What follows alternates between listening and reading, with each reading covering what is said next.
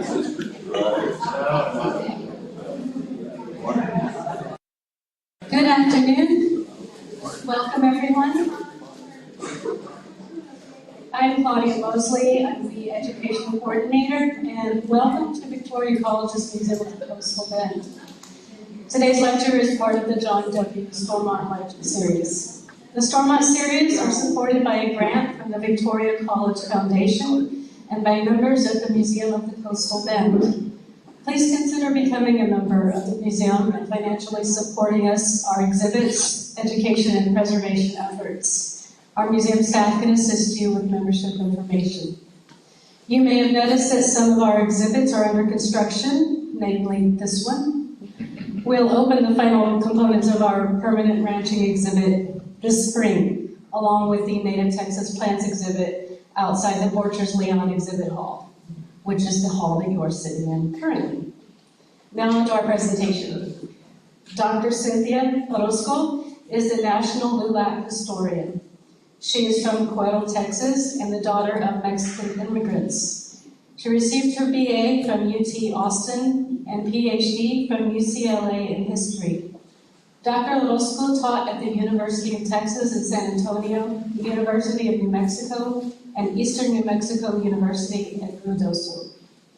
She is the co-editor of Mexican Americans in Texas History and author of 3 books: No Mexicans, Women, or Dogs, The Rise of the Mexican American Civil Rights Movement, Agents of Change, Adela Slosvento, Mexican American Civil Rights Activist and Texas Feminist, and Pioneer of Mexican American Civil Rights, Alonso Esperanza. Today's presentation is titled The Rise of LULAC and the Mexican American Civil Rights Movement in Victoria, Cuero, and Wharton County, 1929 to 2026. Please join me in welcoming Dr. Cynthia Orozco.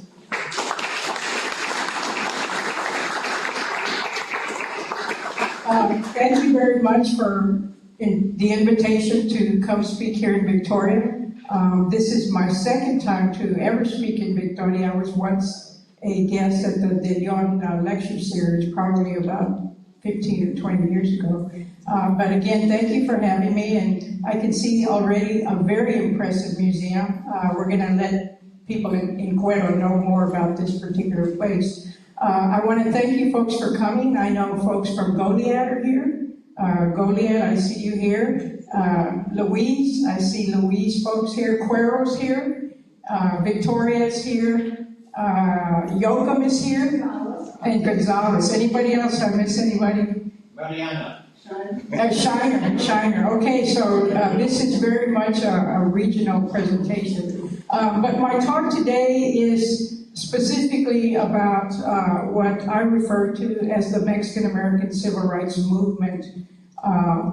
That particular phrase did not exist before I published my book, No Mexicans Allowed. Although many of us historians had known about some of the activism between the 1920 and the mid-60s era, nobody had really talked about it in terms of being a social movement and the kind of activism within that movement. LULAC, the League of United Latin American Citizens, being central to that particular movement. The LULAC stands for League of United Latin American Citizens, which was founded in Corpus Christi in 1929. And today I'm going to talk about LULAC in Victoria, Cuero, and Wharton. And for us around here, of course, it makes sense to talk about that. But at the national level, we do know, of course, that Texas was and has always been the most important place for the LULAC since it was founded here. But it also became a southwestern organization by 1940, expanding into New Mexico, Colorado, Arizona, and California. And then into the 50s, it actually became a Midwestern operation as well, and then continued to expand into the Northeast.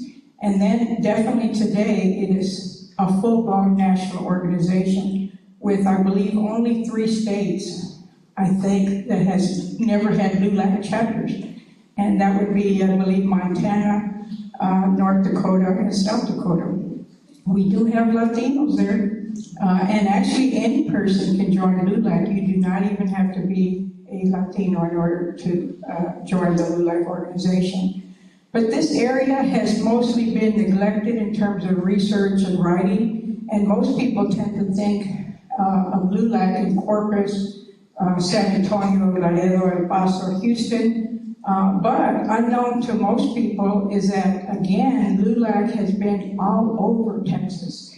Even in the mid-1930s, in the little bitty town of Los Fresnos, in South Texas, that had 400 people living there, there was a LULAC chapter.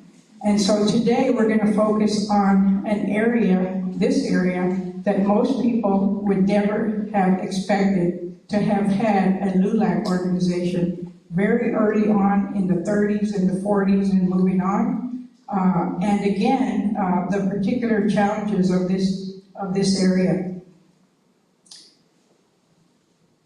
So in order to talk about the rise of the LULAC organization, it is necessary to talk about the predominance of racial segregation. And even before we talk about that, we have to understand that life changed for people like the De Leon family that had been here since the mid-1820s after Texas became, well, after we had the so-called Texas Revolt and then Texas became a state, the U.S.-Mexico War, the Mexican descent people became a marginalized people within the United States. We became a colonized community within the United States.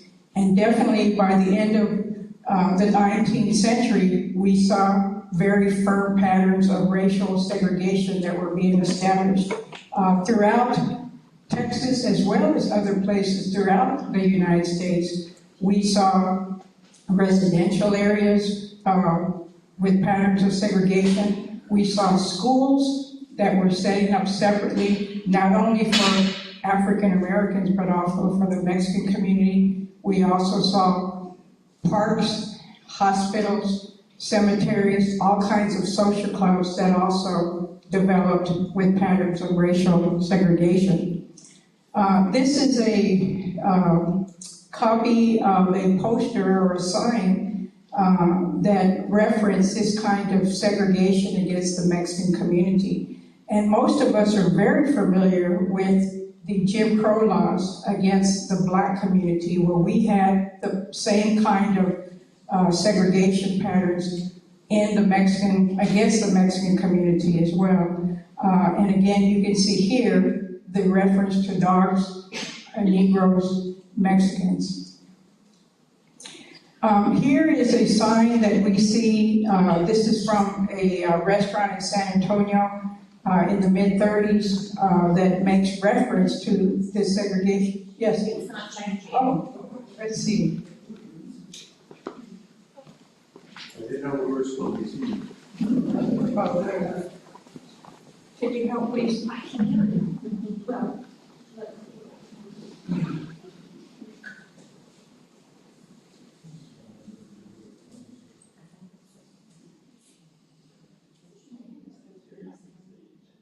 Maybe I can do it manually.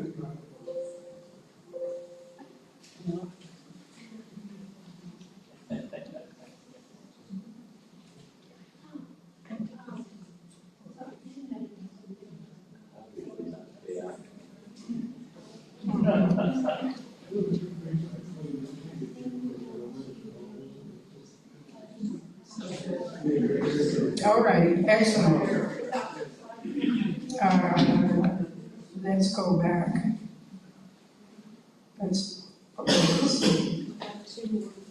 Okay, here we go. All right, so everybody can see that. And let's also get rid of this panel. Excuse me. Let's get rid of this panel on the left side, please.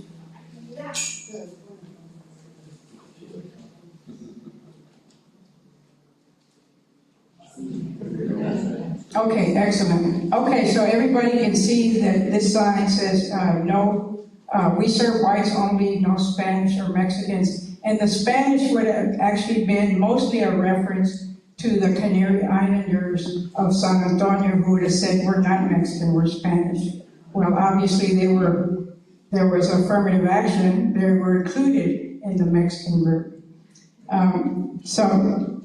We also have, of course, the problem of political subordination. In 1920, for example, we would have had one Tejano only in the Texas legislature, and no more than that.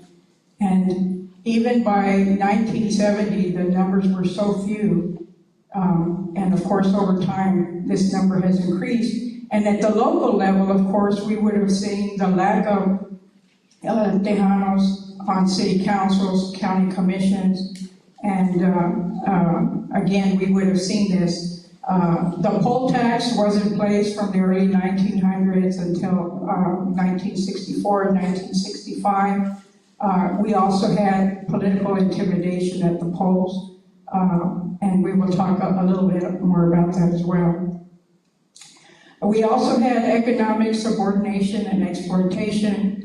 As we know, for the most part, the Mexican community became a working class community. Of course, coming out of a ranching background, there would have been rancheros, but again, over time, we also see significant land loss. And a reminder to all that we did not see the rise of minimum wage until the 1930s. And even so, for numerous people, there would have been a white wage, a Mexican wage, and a black wage. And likewise, wages would have been defined by gender.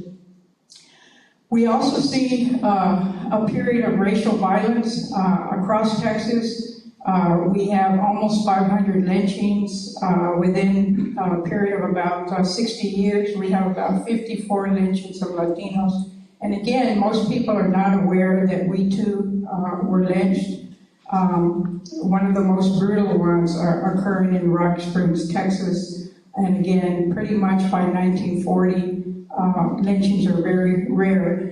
In the 1910s to the 1920s, we have an extreme period of racial violence, particularly in South Texas, that did involve law enforcement figures and the Texas Rangers. Some of you are familiar with that story. It is often referred to as La Matanza, or the killings. As I mentioned, we also had segregated schools. In Cuero, the Mexican school would have appeared in the 1920s and was in existence until 1950. We have that same pattern in many communities throughout Texas. And again, in some cases, the Mexican schools would only go up to 3rd grade, sometimes 8th grade, and so there was a lack of educational opportunity. For women as well, of course, we know that wages were gender defined. Even the LULAC organization, when we look at its founding, we understand that it was founded by men. And so slowly women began to be so-called permitted a greater participation. And actually we have a picture from Goliad, Texas, in which we see the women are also members of the LULAC organization. So we understand that there is significant oppression of the Mexican descent community, and we do know that there is a long history of organizational efforts to counter that oppression. A lot of times because we don't know history, because the research is not available, because it's not in the public textbooks, we are not aware of that. And maybe because something doesn't exist today, we assume that it has never existed, but that has not been the case. So mostly today, I want to provide a sketch as to what kinds of organizational efforts have there been here in the past, so that we can understand that there is a long history of resistance and effort by our community.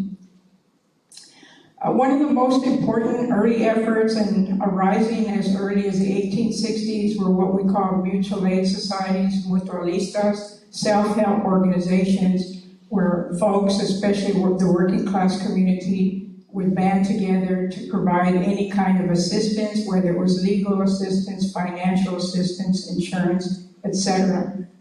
And so these were very important, but over time, especially after the Depression, they became highly rare and unusual, although we still have a few today. The Woodmen of the World was another kind of organization that was something similar to the mutual aid societies.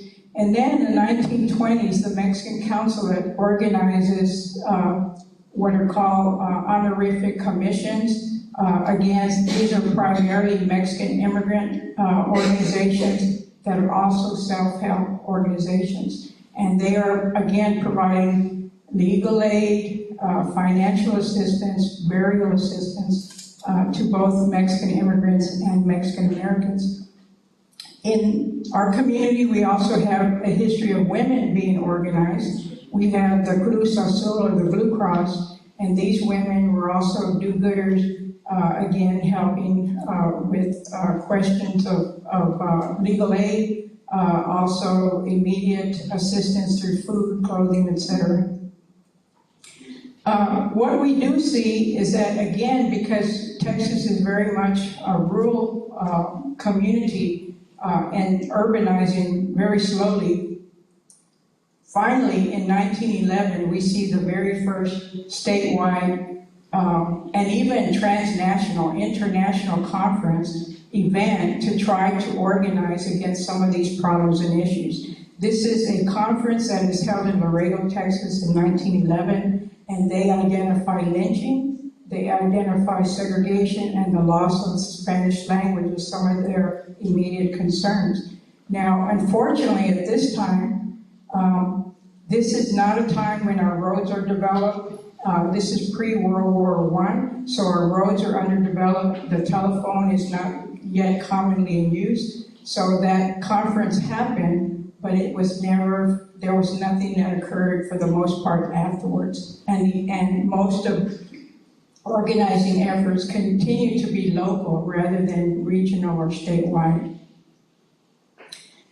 After World War I, we do see some veterans that do return to Texas and other places, and they find that they can readily serve for the United States government in the war, but they are now allowed to drink a cup of coffee at Joe's restaurant down the street. So they are infuriated by this, and again, the 1920s is a very difficult period, recessions, etc., and they organize. And this is a photo from Corpus Christi. The organization is founded in 1921. One of the founders was a fellow named Clemente That, who's the first Mexican Federation of Labor organizer of Mexican descent in the United States. And he is connected to the family that organized the conference in Laredo. So he's one of the authors of the Constitution of the Order Sons. The Order Sons really starts in San Antonio, and then it spreads to Corpus, Pearsall, Beeville, Somerset, a couple of other places, mostly South Texas, immediately south of San Antonio, but never comes to Victoria, Cuero, Wharton. A couple of years later, in 1929, some of those people decide that, you know what, we now have a number of organizations. We had an Order Sons of America, we had an Order Knights of America in San Antonio, we had another organization called League of Latin Americans that existed out of Harlingen, Texas in 1927. They said, we need to unite, we need to be a statewide effort. And that is when they came together to form the LULAC organization in 1929 in Corpus Christi. Now, obviously, you can see from this photo that it's men only. And the Primer Congreso event in Laredo was also men only, with the exception of the Idad family members, Jovita Idad. Some of you understand that there's now a quarter that has been developed in her name. But anyway, so the LULAC was founded in Corpus, although most of the organizational thinking and effort is really out of San Antonio.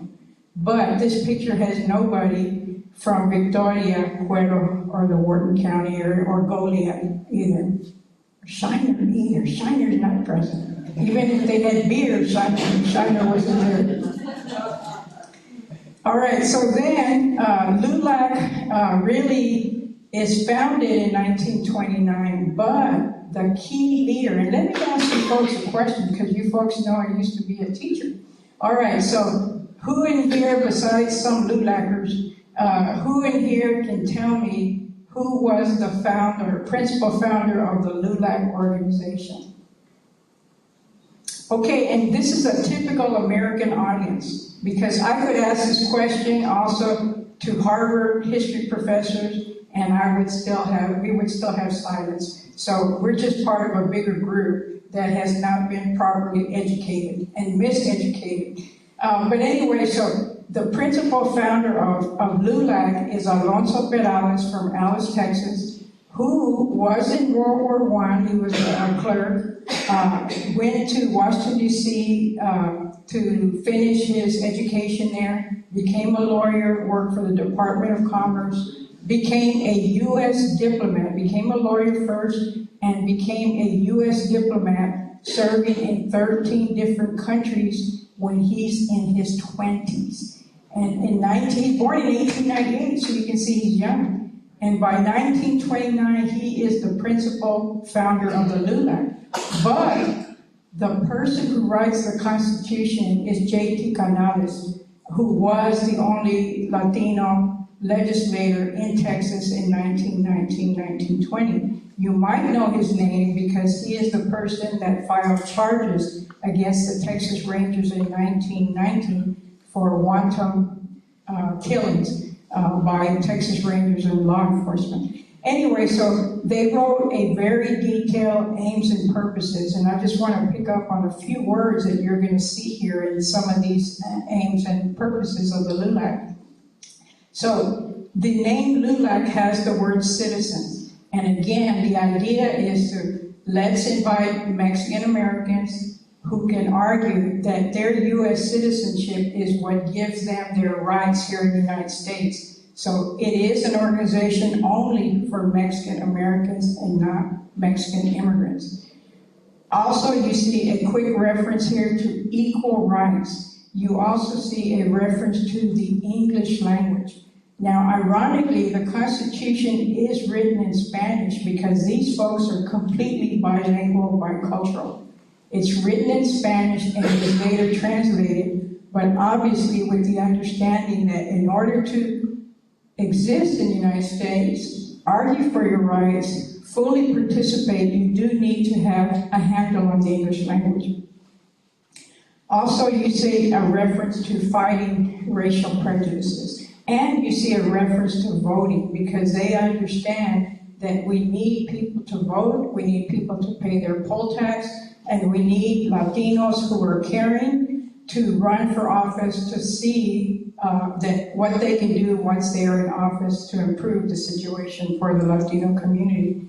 And then there's a reference to opposing radical and violent demonstrations. And again, this was probably a reference to the kind of radicalism that we saw during World War I here in the country.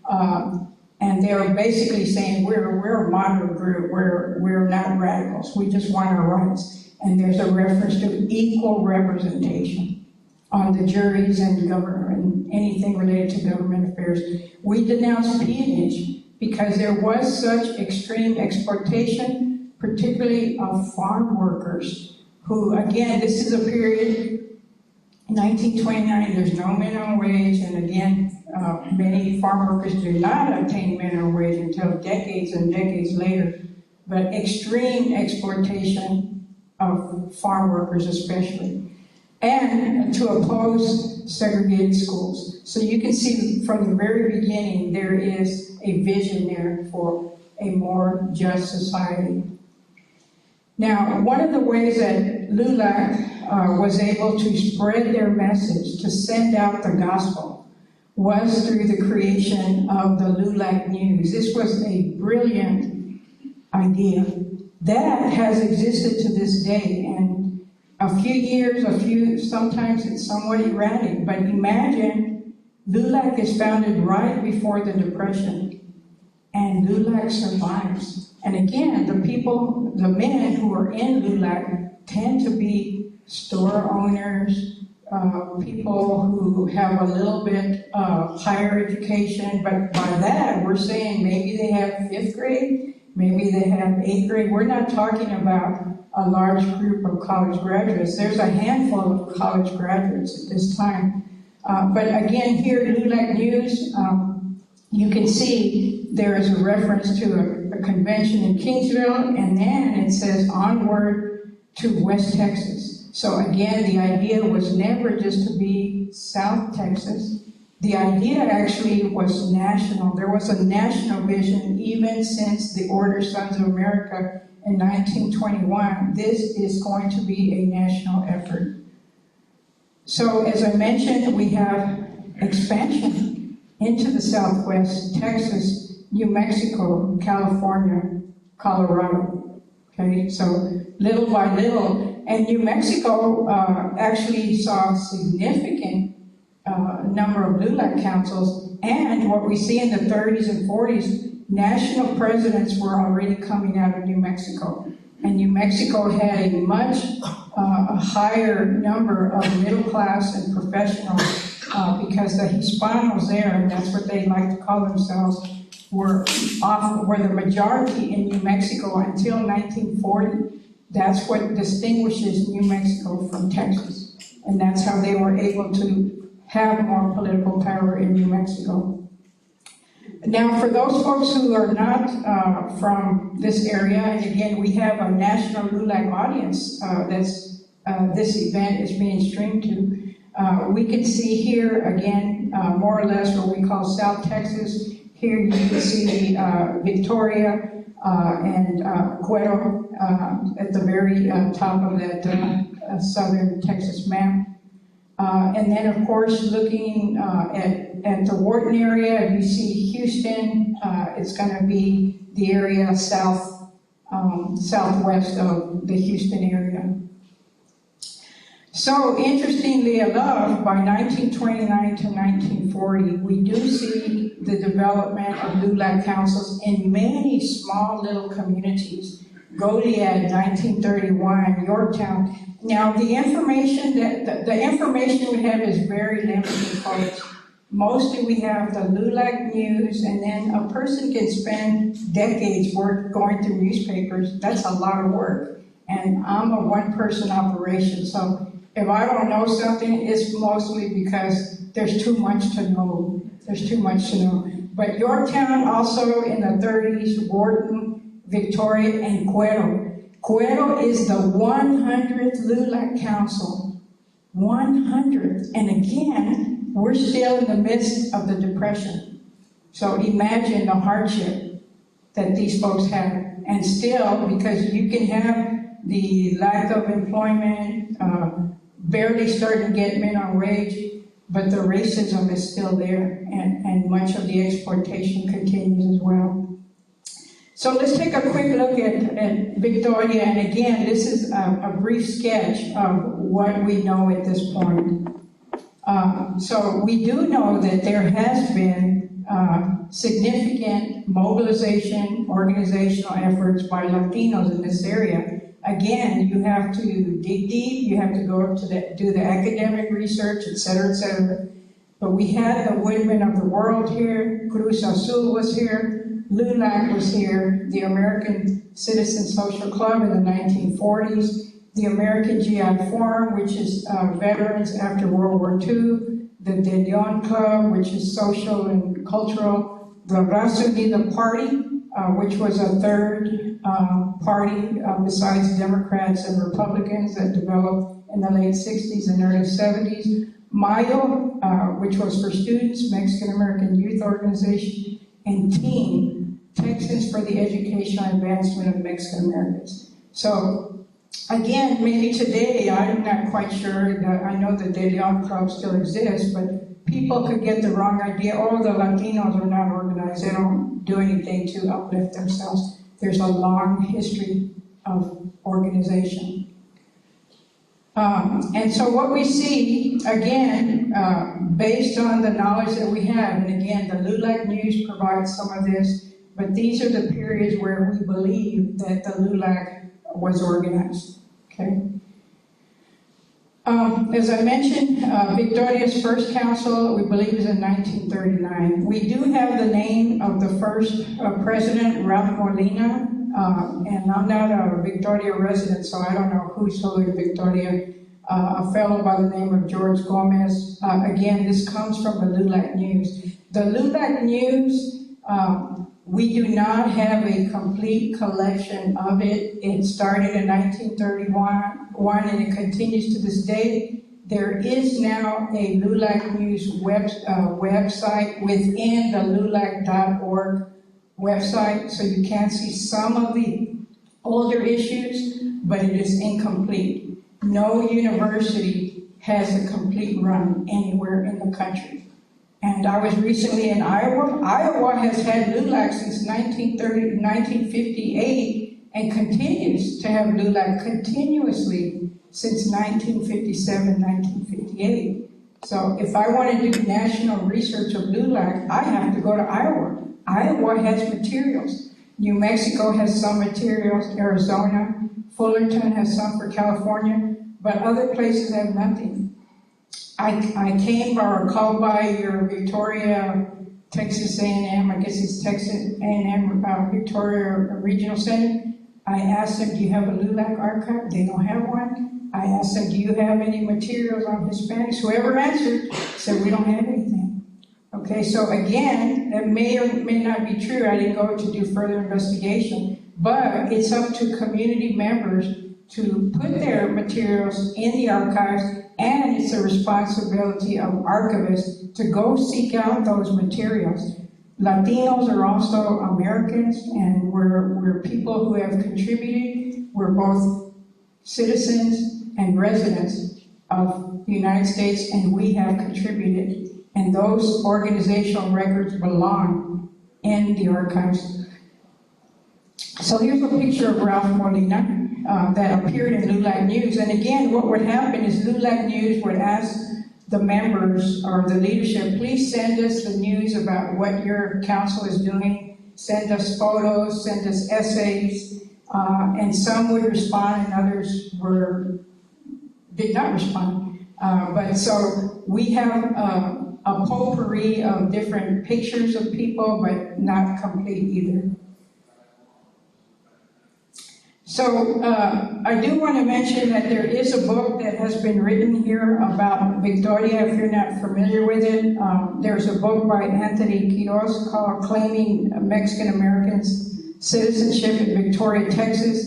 And it is, to my knowledge, the only kind of 20th century history of Victoria. And again, we have people like Carolina Castillo-Creme, who has done excellent work on the De Leon family. But we need a complete picture of the entire community and not just one family. So this particular book makes reference to an issue that one of the Victoria councils dealt with. And again, the information in this particular book it's limited. And unfortunately, Quiroz, he didn't know about the LULAC in the 1930s because the research materials were not available to him at the time. Also, we know, again, from his book, there was voter registration in the 70s, a significant effort to create college scholarships with fundraisers, with having midnight bingo at Club Westerner, which many of you know has been a very popular place to dance. I myself in the 70s would come to Victoria to dance at the Club Westerner. Fundraisers for scholarships. LULAC has had scholarships since 1932. 1932. And around that same time is when Dr. Carlos Castañeda, and I'll show you a picture of him shortly, he was the first Latino to get a doctorate in the state of Texas. And the university has been around since the 19th century, but he's the very first one around 1930 or so.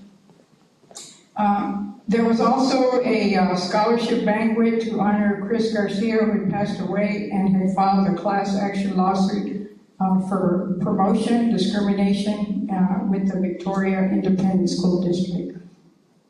So the major contributions that we know about, and again, based on the limited sources, because you have to have sources, either you go through newspaper records, you have organizational materials and archives, you conduct interviews, etc. But so what we know is voter registration door to door. LULAC is also very much a charitable organization. So we know that, again, significant scholarships matched by the national operation, the Latino National Education Service Centers, which match whatever you fundraise, they will match it. So these are significant contributions to the community. And also, we also know that the LULAC contributed to the University of Houston's capital campaign because we participate in anything that is good for the community. It does not necessarily have to be specific to Latinos because we belong to the general community. Civil rights, also there was a lawsuit with regards to creating single-member districts here in Victoria. I understand that that has been dismantled. Also, Victoria ISD single-member districts, and I mentioned also an employee promotion lawsuit here in Victoria. So let's go ahead and move on to Cuero. What has been happening in Cuero? Cuero also has had those same kinds of organizations. We've had the Woodmen of the World, we've had the Cruz Azul, we've had LULAC, we've also had the Ladies LULAC, because after 1933 or so, LULAC allows and creates separate chapters for women. Okay, and I guess the idea is they didn't want to deal with the women. They just said, you want to be in LULAC? Okay, but you go ahead and do your LULAC thing over there. But anyway, so the ladies LULAC fully participate in LULAC. Okay, it's just that they operate separately, but they do cooperate, collaborate with the men as well. We also have the American GI Forum of Veterans, the TEAM organization, which is about education. And that my mother was involved in LULAC and the TEAM organization. Raza Unida, my mother was also in Raza Unida. Familias Unidas, my mother was also in Familias Unidas. And the Cuero Voter Registration Education Project, my mother was also involved. So my mother has been active in Cuero. So we also, again, based on the information we have, we know that there are various decades where we have seen sustained organizational efforts. But like anybody in organization, people get tired, the problems remain. And so we see activation of LULAC and deactivation. Activate, deactivate. So we're always going to see that it's cyclical, that's okay, but what we know is that when people need LULAC, when they come to the realization that they need it, that's when it takes form again. So as I mentioned, Cuero is number 100 in 1940. And the person who helped to organize Cuero was Ralph Molina, because what we see is that LULAC in any community would often go to help the nearby. But the best helpers of organizing were San Antonio, because they had the resources. Some of the fellows, I actually interviewed one of the founders of the Order Sons and LULAC named John Solis. I interviewed him in 1978 or so, and he would talk about how they, on the weekends, that some of them that had small businesses, they would close their stores that they might have had, pack some extra tires, take food with them, and then they would drive for hours and hours. Okay, and we know there's no interstate highways yet, folks. Okay, this is very difficult. Their radiators will burst. They'd be going through cold snow and freezing weather like we just had. But anyway, that is how the organizing occurred out of San Antonio. And then in this area, especially Houston did the same thing, especially for the Wharton County area. We do know that those are the folks that helped this particular area, the Wharton area especially. And again, the urban folks, they have more advantages. They have a bigger, they have more professional opportunities, business opportunities, more education. They have more resources than those of us in the rural communities who were highly suppressed. So we do, again, have very limited information, but I did find out that the president of Cuero was a fellow by the name of Ed Vela, who had a grocery store and became a UT Austin graduate and worked with the federal government. And unfortunately, he passed. I didn't even know that this person existed in Cuero until recently. Likewise, as I mentioned, a woman who had a hair shop from San Antonio, she's the one that came and organized the Ladies LULAC from San Antonio. She came to Cuero. So we do have a list of the names of people who were in the Ladies LULAC, and I'm sure all of these people have now passed. President Miss Ray Rivera, again, these names might be familiar to some of you from Cuero. And one of the LULAC news in one of the 1940s had advertising supporting a LULAC from Cuero, and this is from the mayor, Mayor Newman, that is commending LULAC for its building of American citizenship. And we even see that we had a theater that showed Spanish language newspapers called the Trot Theater. That's the one before the Rialto. Don't Tell My Sister, there was a movie called Irma la Mala. That's my sister's name, Irma the bad person. And here we also know in 1948, and again, I don't have any information between 1940 and 1948 because either the LULAC News does not exist or there's no info about that particular LULAC council. And again, it depended on the locals sending in info to the LULAC News that, hey, this is what we're doing, and therefore we would have info about that council. So we had Willie Henson, who actually, we used to buy groceries from his store in Cuero. We would buy food on credit as we were a working class family. Willie Henson had a grocery store on West Main. And again, this comes from a roster of a list of active LULAC councils that year. Chances are in 2 more years it wasn't there. But again, remember, it's very difficult in these communities, and there are people who do lose and have lost their jobs. And there are people who are intimidated when they are organizing, especially in these early decades. Here's a letter that somebody from Cuero was sent to the Texas Attorney General asking, can we build a better separate Mexican school?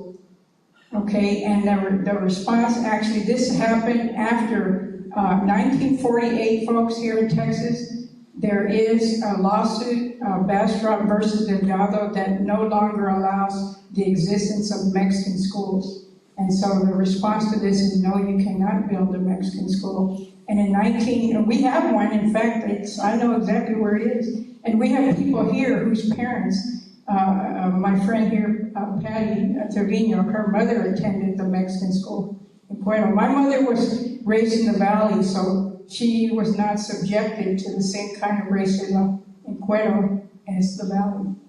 Similar but different. And here is Gus Garcia, the attorney, who worked to desegregate the Mexican schools in Cuero in 1950. Now, here's a picture that we have of the Cuero chapter in the 1970s, and the woman in the back, and third there is my mother. And the president was our Spanish teacher, Mr. Castillo, and other folks here as well. So let's go ahead and move on into Wharton. And again, here we're looking not at Wharton town, but at the Wharton County. And our understanding is that the racial violence is more extreme in Wharton, probably one of the most extreme places I've ever known about in Texas for Latinos. Here we know we had Woodmen of the World, we had Cruz Azul, we had Ladies LULAC, we had LULAC, we had the American GI Forum. So again, those are various decades that we see different kinds of organizing. We also know that Wharton had, and maybe still has, I'm not sure, maybe it's everywhere in the US, I don't know, a very active KKK. And if this is a photo that is truly from 1908 in Wharton, I got this from a website called Texas Escapes. These folks are proud to be KKK members. They don't even have their masks on. Okay, in Wharton, you could proudly say, you know, member of the KKK. How's it going? Okay, the other thing we have is the White Man's Primary Union. Okay, so this was an organization that lasted into the 1950s, and the idea was to prevent both blacks and Mexican Americans from voting. Okay, and there is severe harassment. There's a lot of racial violence in Wharton, and most of the knowledge we have about Wharton comes from Joey Cardenas, who is here tonight. He's both a history teacher as well as a past Texas State Director of LULAC. He's the expert on the history of Wharton. We have done some research on Wharton, collaborating. So we do know in Council number 37, in the 1930s, we have the name of the president, we have the name of the secretary. And again, we see various councils in Wharton, El Campo, Louise, and New Gulf. New Gulf really is a company town that is organized around a significant sulfur mine, a very rich sulfur mine. We also, in 1948, we have the names of the leadership. And again, there are no records, organizational records in any library or surrounding archive. Victoria would be a likely place for them to be, or Houston. But again, the archivists there have to know about it, they have to care, and they have to make the effort. And again, as members of any organization, we also need to be aware that sometimes what we do has historical value and is important. We also have the president in 1950, Abel Cisneros, and the secretary. And this fellow accompanied Gus Garcia. Gus Garcia, the attorney who you saw earlier, was involved in a Supreme Court case in 1954, and we'll talk about that shortly. So in the 1950s, the names that we have been able to identify: Abel Cisneros from El Campo, Gus Gonzalez from Wharton, Jose Cardenas Sr. from Louise, and we have folks from Louise here today, William Carvajal from New Gulf. And again, New Gulf is a company town, mostly of Mexican workers, okay?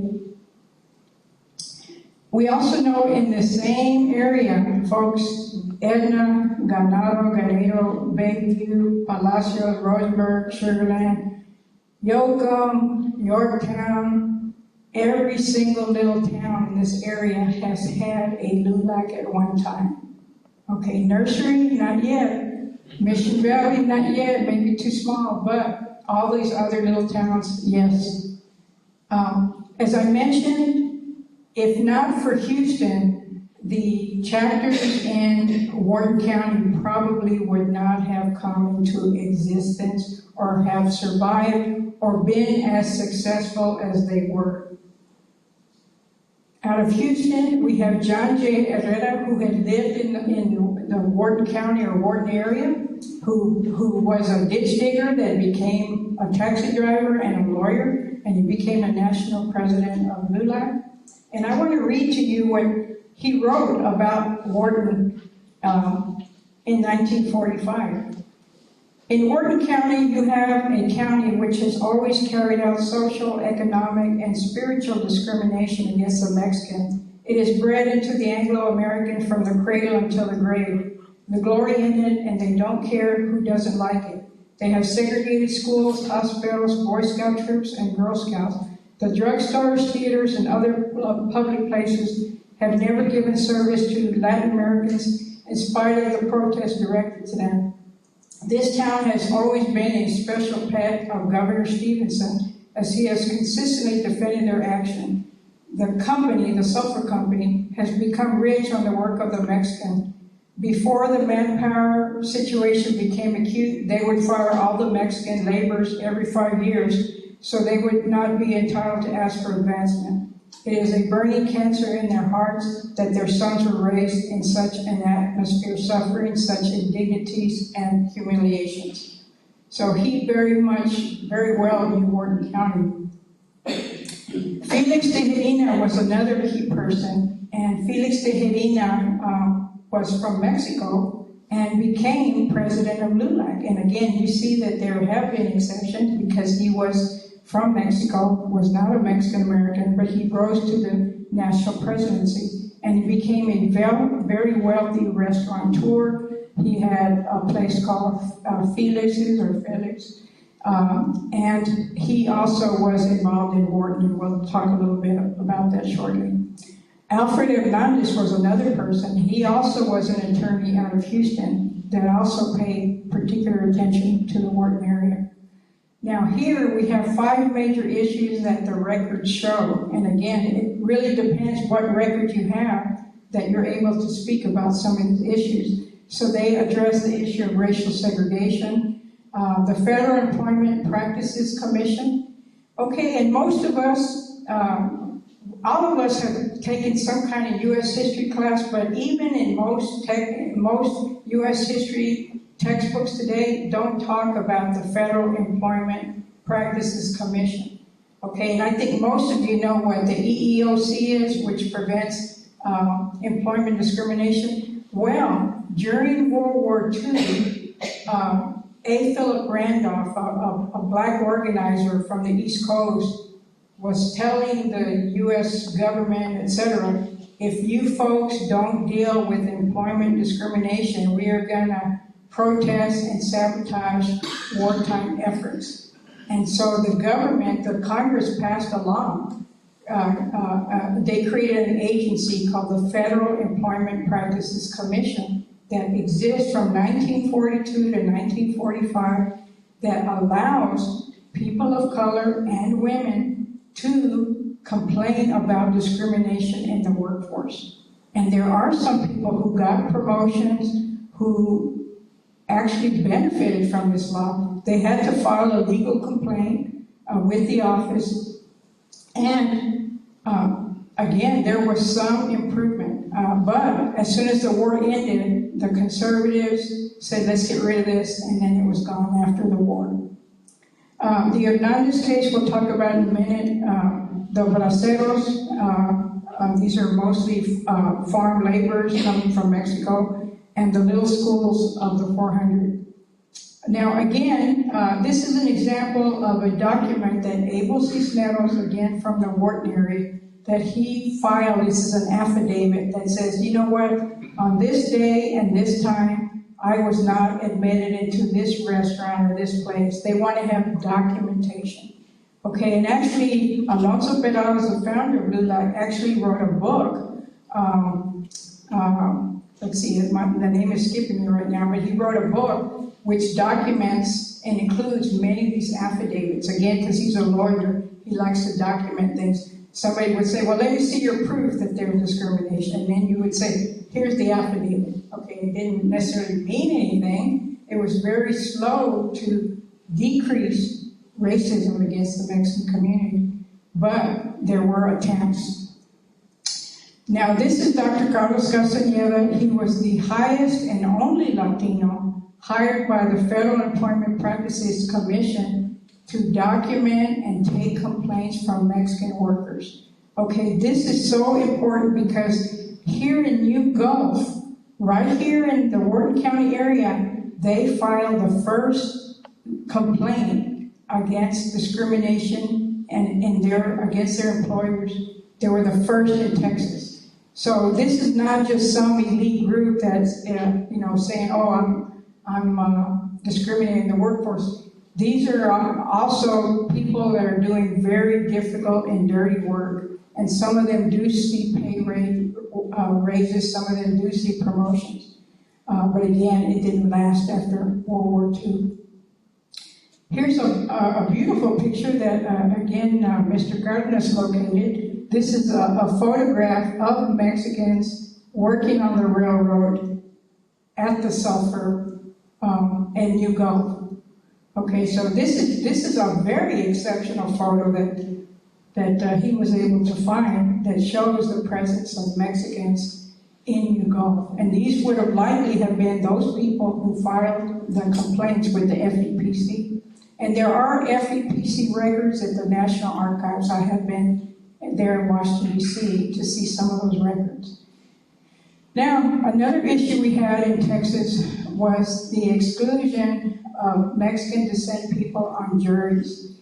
Now, what we had happen in Edna, Texas, the fellow in the middle, Peter Hernandez, committed a murder, and there was no question that he had committed that murder. But when he was tried with a jury that had no persons of Mexican descent, no men of Mexican descent. Women in Texas cannot serve on juries until 1954. It's actually around the same time, 1954. But anyway, so the folks were saying, well, it is a jury of your peers, and they're saying, well, you're designated by the census as white, but the lawyers were saying, well, if we're white, why weren't we represented in the jury pool? So this went to the Texas courts, and then it went all the way to the Supreme Court in 1954. And then after this case, there were more places in Texas that were forced to make the courts include people of Mexican descent in the jury pools.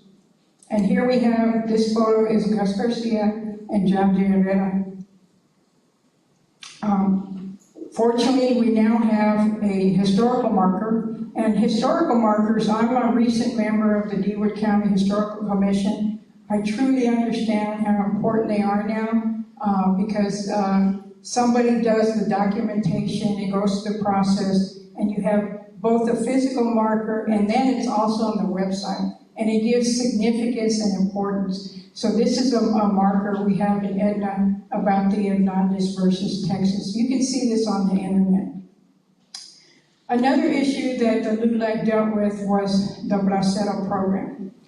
The word bracero refers to laborers, people who work with their arms, mostly in farm labor. Well, one of the things that LULAC in the Wharton County area was arguing, well, these people are coming here and they're being discriminated against. And the Mexican government and the U.S. government during World War II signed an agreement between 1942 and 1964, which allowed legally for Mexican workers to come over and do the labor that the people fighting the war were not able to do.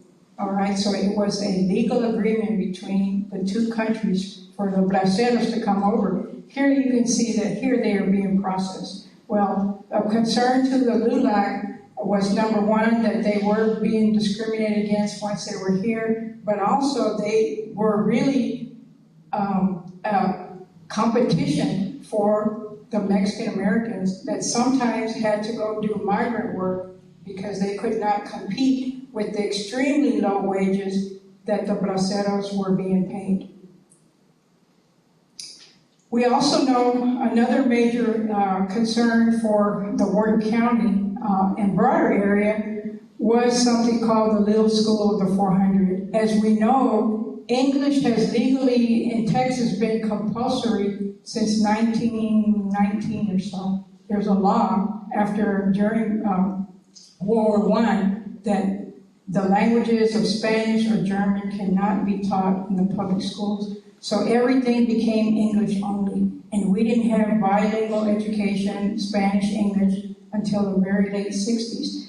Well, as we know, if you're a child, you enter first grade, you don't understand English, you're coming in as a Spanish-speaking child, you don't have any clue what the teacher is saying. And they just dump you in there and there's no transition. So we know that many students were falling behind, had to go to first grade several times, and it was costing the state of Texas more money as a result of repeat students.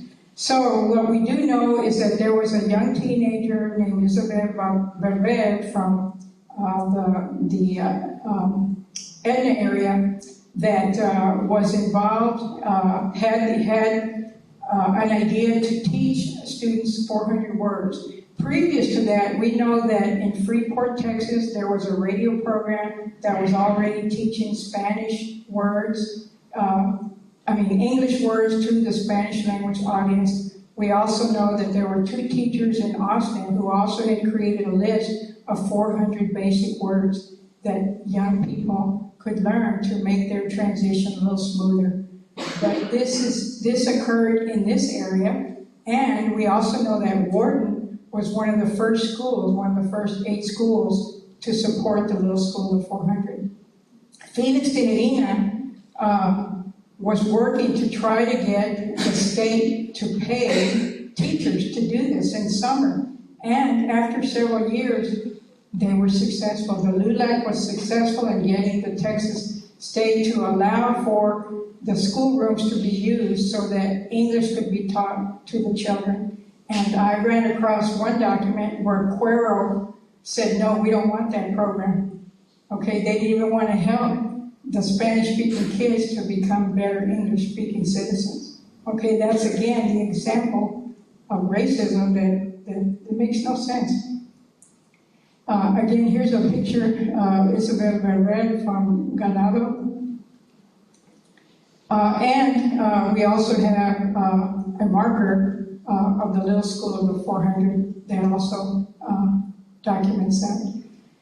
So I want to say that after this presentation, I hope folks will understand that the LULAC organization has as its emblem, its logo, this shield, because LULAC was founded to protect and serve.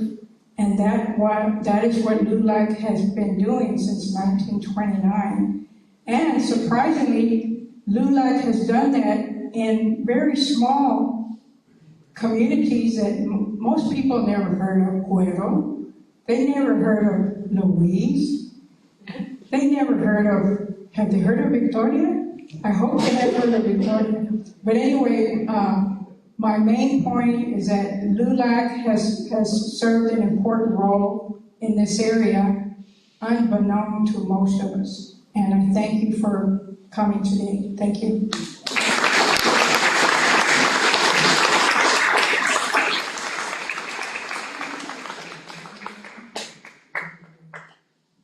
Does somebody have a question?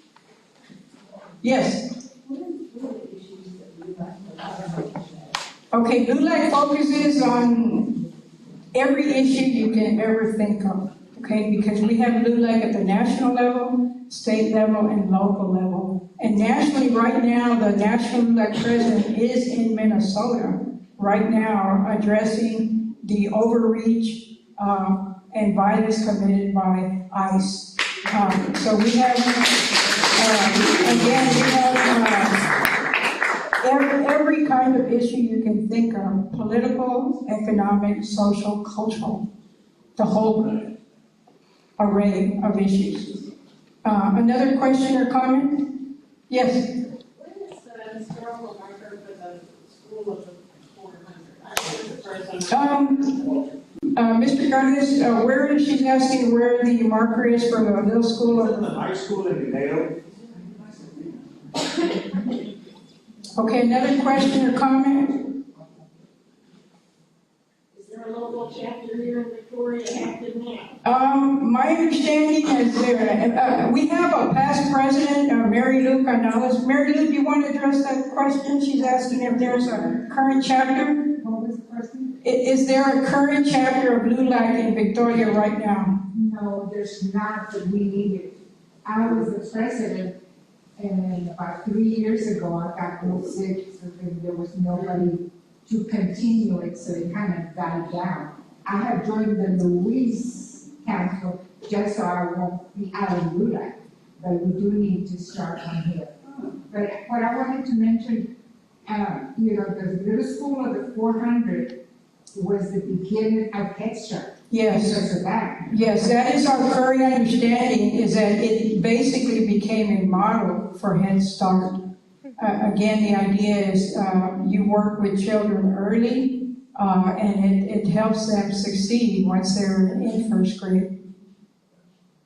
Do we have another question or comment? Yes, sir. Do you happen to know the name of the bar of the Hernandez Ruidoso murder? No, I don't. There is a book called Hombres Aquí, Colored Men, by Michael Olivas, that is about the Hernandez case. I don't know, does anybody know the name of the bar? Didn't the plaque say the Gato Negro? Pardon? I thought it said the Gato Negro Cafe. I thought that's Oh, okay, Gato Negro? Okay. I thought that's what it said, so that was the first I ever seen. Okay, and Michael Olivas was an attorney. Unfortunately, he passed quite young, but he was the expert on the Hernandez case. But there are some folks that, there's a few articles on the internet written by a couple of lawyers that have done excellent work on the Hernandez case. There really is so much to be done, folks. Okay, and let me tell you that I started conducting research on the LULAC organization in 1978 when I was a sophomore in college. I had a professor that had us write a 20-page original research paper, and that's when I got started. At the time, there was not a LULAC archive. There were no papers at the University of Texas at Austin. But I was able to do microfilm work, and as I mentioned, I conducted a few interviews. I interviewed John Solis, MC Gonzalez, two founders, and so I have been doing this work since 1978. I went on to get my dissertation at UCLA, and the origins of LULAC was my dissertation, and eventually that became my book. This book called No Mexicans, Women, or Dogs Allowed, The Rise of the Mexican American Civil Rights Movement. Now, with regards to the idea of the Mexican American Civil Rights Movement, for many years, as I mentioned, we've known about activism, especially post-World War I to the mid-60s or so. But nobody had ever conceived of the idea of a social movement, and I'm the first person to do that. We do know that from the mid-60s until the late 70s, we have something we call the Chicano movement, which is more young people, students, more progressive. But in other words, there was a vacuum of research, and even that idea that we were we have made significant efforts. And again, as I suggested, we mobilize, we demobilize, people get tired, the issues remain. I mean, does everybody know that the issues remain in one form or another? Yes? You referred to the Wharton area as having brutal history. What were you referring to? Okay, well, number one, the persistence of the KKK, and we do have someone who has written a dissertation on the KKK in Wharton County, and the White Man's Primary Union, and we also know about the antics and work of a sheriff. What's the sheriff's name? Buckshot Lane. Buckshot Lane. He had there's pictures of him physically assaulting a black woman, slapping a black woman, that was captured in a news magazine. But yes, okay. KKK. And the White Man's Primary Union. And our understanding also was that the people from Houston would come to help LULAC, and they would run out of town quick. Okay, and then we also believe that part of the reason why, in some cases, some of the Wharton chapters were not just people from, say, Wharton, they were from multiple areas, is for a protective reason. Okay, because again, you can lose your life and you can lose your job. And it's worse in those decades. It was much worse. It's much more of a threat. Okay, and I'm seeing that flag back there of the sun going down, and Wharton and other places are considered sundown towns, at least in the early days, where, you know, if you're a black or you're of Mexican descent, be careful because racial violence may ensue. Do I have another comment or question? If not, I want to read something that my mother wrote. My mother became a writer after all the kids had gone off to college. She finally had time. And she wrote an article talking about the Cuero, her experience in Cuero. Let's see. Oh, yes. Hold on just a minute here.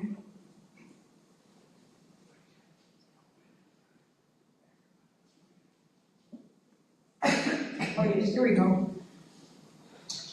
We noticed that most Mexicans who lived in Cuero, again, my mother was born and raised in the Valley in Mercedes, Texas, and she and my dad moved to Cuero in the 1950s. We noticed that most Mexicans who lived in Cuero felt inferior to the Anglos because they didn't have any rights. They had to go to their boss and ask for a recommendation so they could rent or buy a house, furniture, or a car. The merchants perceived that all Mexicans were dirty, drunks, and thieves. There was an apartment house near where I lived. I decided to go and try to rent an apartment, but the owner told me they didn't rent to Mexicans. Years passed and my husband and I eventually bought the house where our children were raised. Further down, people told me that many years ago they had a school for Mexicans in a rundown building on the west side of town. Mexicans referred to it as La Escuela de Piojos. The Anglos called it the School of Lice because they associated Mexicans with having lice. Students felt mistreated and not properly taught, and as a result, many dropped out of school. Many of them could not read or write and had to find someone to help them with their paperwork. Many Mexican children never even had an opportunity to go to school. Those families who lived on farms or ranches were told by their gringo patrones not to send their children to school. It was not necessary for them to become educated. They felt hurt and left out and didn't have anyone to help them. Los Mexicanos lived at the mercy of the Anglos. I feel that if some of these children had had the opportunity to be educated, they could have become teachers, lawyers, or other professionals, and would not have been looked down upon, being full of lies, dirty, and dumb. So this is a book called Speaking Chicana. My mother wrote an essay for this book. And fortunately, my sister Irma, who is a now a retired Spanish teacher and professor, she is releasing a book with my mother, some of my mother's writing, so you folks might look out for that in the future. Yes? There are pictures of LULAC, the women's group in Goliad, and there were 35, 40 women. Yes. Okay, so yes, we do have a picture of the ladies LULAC with men. I think Mr. Starr, I see Dr. Raymond Starr here. He has a book on the history of Goliad, which is an excellent book, by the way. Very inclusive. It's broad socio-economic, but also excellent inclusion of the Mexican-American community there. That's where I saw a photo, because the Goliad chapters, Ladies LULAC and the regular chapter, they desegregated the school in Goliad in the 30s because there was a liberal teacher, I believe, that assisted them as such. So the idea, of course, was to find who's our white allies in the 30s, the 40s, the 50s, and there weren't a lot, folks. Okay, that was the main problem. It took decades for us to get to this place where we now get along much better. Yes, sir. It's a mentioned in Goliad typically because Goliad had a very strong LULAC presence, and its roots are different than most Texas towns because they go back into the history. But the thing that's interesting about all of that is that there was a student in a Mexican school. The teacher, who happened to be the wife of the principal of one school, said, "This kid's too bright. He's got to go to the main high school." Well, the Goliad student said, "Hell no." In fact, I think it might have even been against the law at that point. So they fought it. And they fought it to the State Board of Education. And but the point I want to make is they received a tremendous amount of help from the San Antonio LULAC. Yes. They provided money, they provided talent, they helped them fight their way through the Ulster, yes, what have you. So, LULAC wasn't just locally, what was it? It was a broad-based. Exactly. Okay, and officially out of San Antonio, they call themselves the Flying Squadron because they would go out. And again, understanding that the rural communities, it was much worse than the urban centers. I mean, San Antonio was bad, but places like Cuero, Wharton, they were worse. Okay, and they didn't have as large of a middle class. They didn't have as many people who would have spoken English, had some kind of basic education, knew the white collar things that you need to know, how to write a letter, okay, how to speak to people. So yes, Flying Squadron out of San Antonio and Houston, very, very important. Very, very important. And again, as I mentioned, LULAC comes and goes in various communities. But again, LULAC does not have government, well, mostly has not had the kind of support that really is needed to fully support a major national organization that has a large staff, et cetera, et cetera. It's always been a grassroots effort. The membership is constantly changing. The leadership changes annually because it's a democratic organization with people going in and out. So there is no sustained leaders, there's no sustained members. It's all grassroots. And there has been only a national office since around 1998. Okay, but again, limited funds. A little bit more corporate assistance, donations, some access to government funds in the past, but basically grassroots organizing. Yes, do we have another thought or comment by somebody?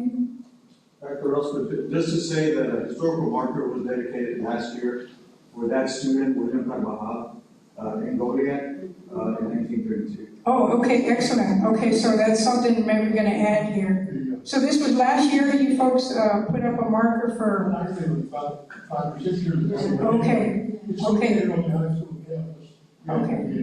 excellent.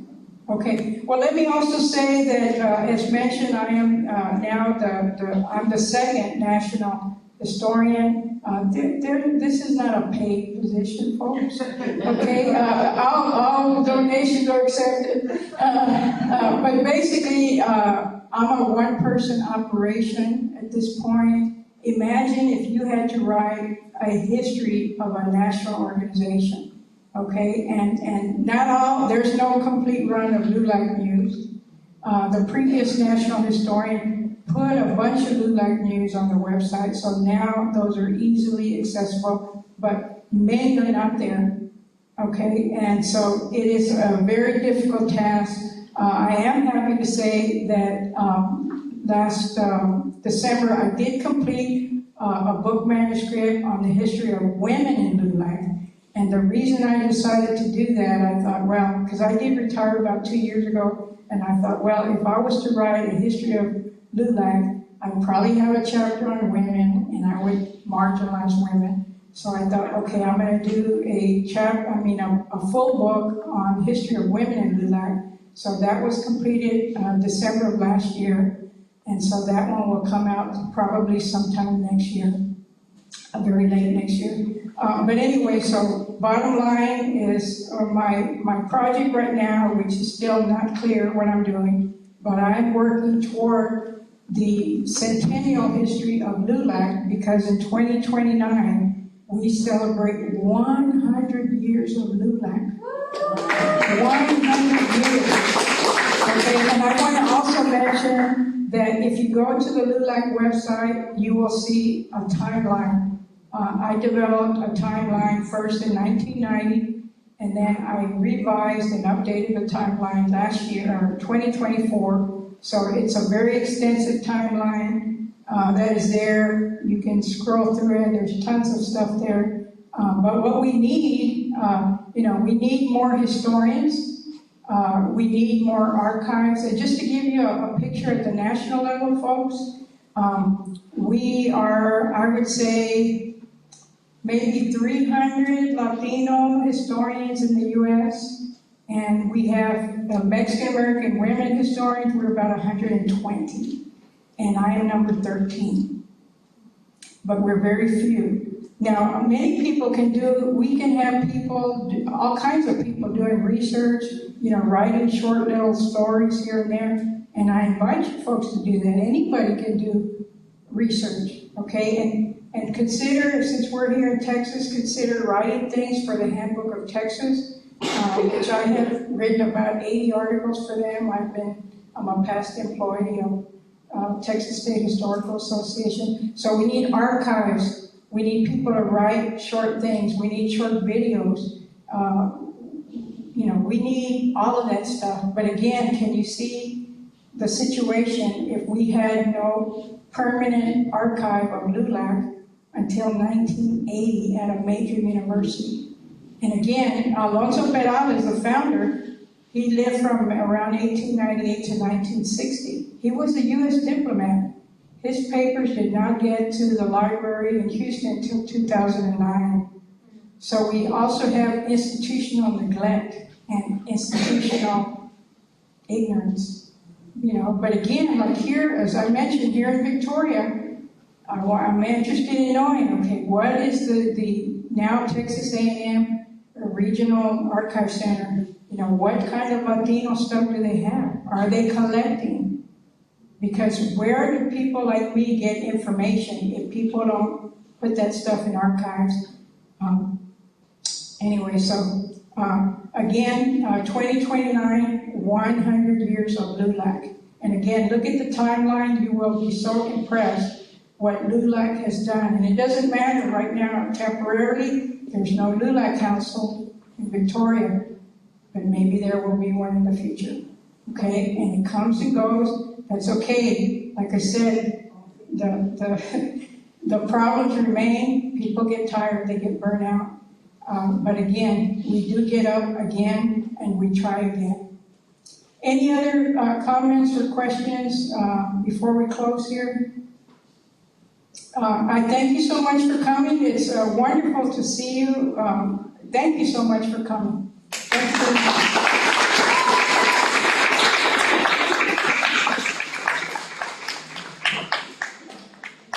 And if you are